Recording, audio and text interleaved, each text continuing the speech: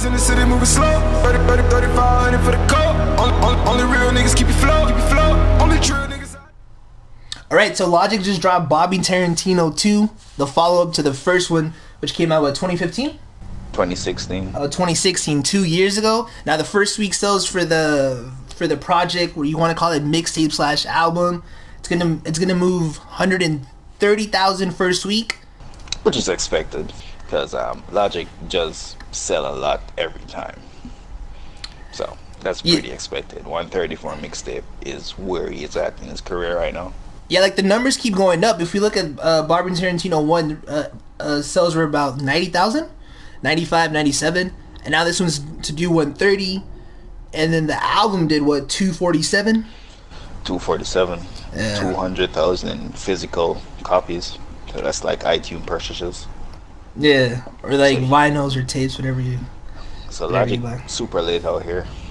Yeah, and we already talked about the standout track. What was Yuck, where he checks Jordan Lucas or Joyner Lucas, I should say. So we're not gonna really like talk over the track. But what do you think about the intro though? Intro is fire, but before I go into the intro, I want to talk about the album cover, because this shit is epic. I thought the first one was great, but this one's even better. I fuck with he has mad Easter eggs. I fuck with the Easter eggs. Has the Paradise Highway sign in the background. If you look through the back window, you see Paradise. Oh, on the right side. Oh, yeah, I see it. You see Paradise 55 miles. Yeah, I actually see it. He has his 2 dogs. His hand's bleeding, so that means that Bobby Tarantino 2 is before everybody, because in everybody's album cover he has the robot arm. Damn. Niggas ain't even see that. I didn't even see that. Cause I don't fuck with everybody album like that. And his wife, I fuck with his wife being in it too. And you can see his wife is holding the gear stick between his legs on some Logic quirky comedy shit. True. Yeah, like if we're gonna talk about like who has like the best album covers in hip hop, I fuck with the Bobby Tarantino. Other than like, of course, the obvious ones are always like Kanye West and Jay. But if like Logic, it's my favorite.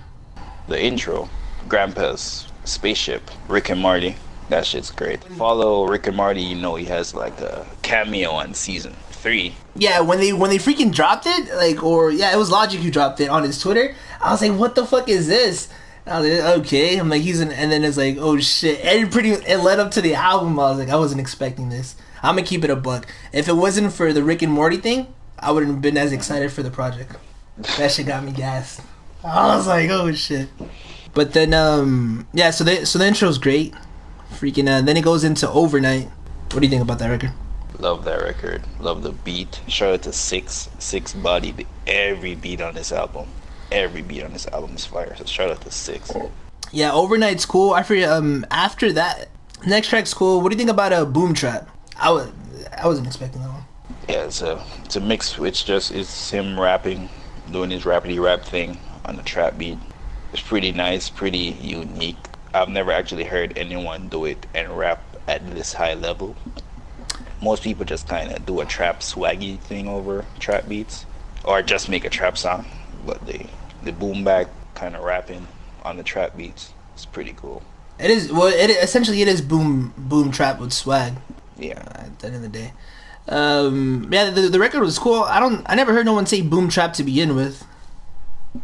I don't know. That man making waves, man. I think he's coining the term. So boom trap. I was like, that was cool. Then after that, we get into Yuck. Like I said, that man bit slapped Jordan Lucas, which we already did a video on. I don't really want to focus in on that because there's like a freaking 5-minute conversation about the diss within itself. And then we go to the Wiz Khalifa thing. What'd you think about the Wiz? I fuck with that song. Wiz Khalifa gave him an actual good verse, not some mailed in shit. Wiz Khalifa gave him a fire verse. Yo, he gave him the verse, but he didn't give him the laugh though. So I don't think it was official. It wasn't official. You're right. It didn't have the laugh. It didn't laugh. Yo, track 7, Midnight. This is my favorite track off the album, right here. Yeah. When the beat switches up, this shit goes crazy. Shout out to 6 again. Yo, even the start of it, the whole. This is the standout track for me. Like I actually added that to my freaking to my playlist. And then we get into Young Sinatra, Warm It Up. Throwback time. Everyone that's been fucking with Logic know this flow. Again, great punchlines, 90s boom bap. Yeah, it was. Wait, which was the mixtape? Is it Welcome to Forever? He has 3 of them. Welcome to Forever, Undeniable. But Welcome to Forever, like I said, like that felt like it could have been off that mixtape. But like right when we start getting to track number 9, Wizard of Oz, that's me like, yo, it's like the quality of record started to slip right here for me. I liked Wizard of Oz. This is the track that he did the Travis Scott auto-tune joint on. I think he found the right pocket, because some people try to copy Travis Scott but miss completely. I fuck with the auto-tune on it, and he's saying you can't put him in a box. He said this on the album, and he's proving his versatility on this song. So I really like this song. I'm not giving Logic a pass. This shit is it doesn't cut it. I feel like it was just thrown in there just to throw it in there. It's half-assed. Like it's like when 2015 everyone was trying to sound like Future and everyone had a track. Like mind you, like Drake has records where he sounds like Future, but he owns it. And it's like Logic tried to do that, but he didn't own it. It deadass just showed like, damn, Travis Scott's really influencing niggas still. I think he owned it. It didn't sound. If I didn't know who Travis, if you didn't know who Travis Scott was, I would say this is a nice song. You don't say. It would still be a nice song because he found the right. If you didn't know who Travis Scott was, wow. Okay, buddy. Yeah, it is a nice song, and if I didn't know who Travis Scott was, I would be like, "This is a very." Because Travis Scott made that lane. It's not original. Well, of course. Okay, that's a hypothetical though. That sounds crazy right now. If you didn't know who Travis Scott, okay, if you're like a Logic fan, which like Mamba is, you're gonna fuck with the record. But if you're like, I'm like in the middle with Logic, that's one of the skippables. Mamba's a part of the Rat Pack, so he's fucking with that. Boy. Yeah, like I'm not part of the Rat Pack. I'm just like that's like skippable. And then we go to State of Emergency. I was surprised when I seen 2 Chainz on the track list. 2 Chainz verse was good, alright. Wasn't anything magnificent. But Logic killed that on the second verse, especially on this song. I think Logic killed it lyrically. Murdered the beat. His first verse was good, second verse, fire. 2 Chainz, alright. I don't know if you liked it or not. Yeah, 2 Chainz wasn't either. Like again, like from the start of Wizard Oz, it's like, yo, he wants like this like different vibe type of records. It's like if you fuck with Logic, again, the record's gonna be cool, but it's like teetering on like why is really 2 Chainz on the record? You know? We could have done without 2 Chainz. What do you think about the next track with Big Sean? Because I love that shit. Tell me you don't like that shit. I like Logic's verses. Yeah, Logic fucking flame. Logic body. It's like Big Sean just like warmed up the stove and shit. Like it was just I don't know, like Big Sean just said a couple of bars and I'm like bro. Again, I couldn't have done. Logic totally out-rapped him. I could have done without Big Sean, but mind you, if you check on is it the Everybody Project or the other Bobby Tarantino, where the skits like they're listening to Big Sean. Incredible True Story. Oh, it's Incredible True Story. They're listening to Big Sean, so I'm like, is that why you have him still on the record to follow like to go with the I theme? think they're friends. They're friends, and it is a story. Yes, his albums, everything go together. It's like a whole universe. I could have, but I could have done without. Yeah, Big Sean wasn't necessary because Logic just totally chopped that nigga up and spit him out. But Big Sean's verse wasn't bad. He had a couple bars in there. It was cool, like, but like if we're reviewing it again, this is like when the project starts getting stale for me. Like I'm like I don't get this section of like where we're going into the album. I don't know what theme he's going for because we get like again like the Travis Scott record, and then we get the 2 Chainz, the Big Sean. Are these like more like? Are these records supposed to be like more like yo hip hop, the hip hop, you know? Because like the hip hop heads don't really like fuck with them. Some of them, you know, like some of the hip hop, like some Big Sean fans don't fuck with Logic fans or 2 Chainz fans. I'm like, is this like him trying to get that fan base? 2 Chainz and Logic are both on Def Jam, right? Big Sean and Logic are friends. Big Sean's on Def Jam too, by the way. Yeah, and on Def Jam. Yeah. So that's probably how these collabs came about. Personally, I like the collab. You're saying you don't like it, but I think he just wanted to get some hip hop artists on it. So just maybe to get a little reach for a little bit of acceptance, maybe from the crowd that be hating on him because he doesn't look black. So maybe The but, Joe Buns of the world.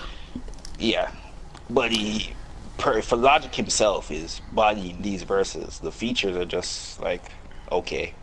Yeah, that's what I'm saying. Like the feature, like again, we're reviewing the album. Like there's nothing wrong with the songs. It's just the features don't fit, and it's like the vibe we're getting from the album is where the album just starts getting iffy. You know, like I got like when all the way through Midnight and Young Sinatra, I'm thinking like, okay, this shit's like a 8.5 ish, but then like this is where I'm like start teetering off, like dude, you know, for me that's why like I'm being like so critical on the records because like I'm not understanding the vibe from it.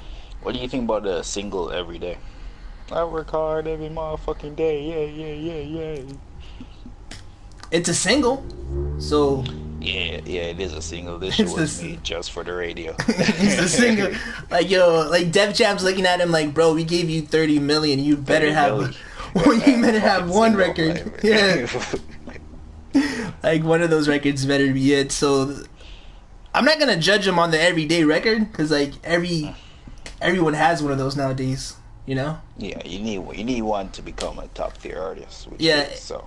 It's one. It's like when it gets on like my nerves. It's like when an artist has 3 of them, and it's like none of them work. So hopefully one of these picks up. But I'm gonna give a pass on Logic with Everybody, and then we get to the end. 44 More, the first single he dropped. I fuck with this. Like to be at the end, I fuck with it. It made me fuck with the record more. I was like, yeah, this is just him barring niggas up, showing everyone that I'm that fucking guy. And I can rap with any one of you niggas on a single, by the way.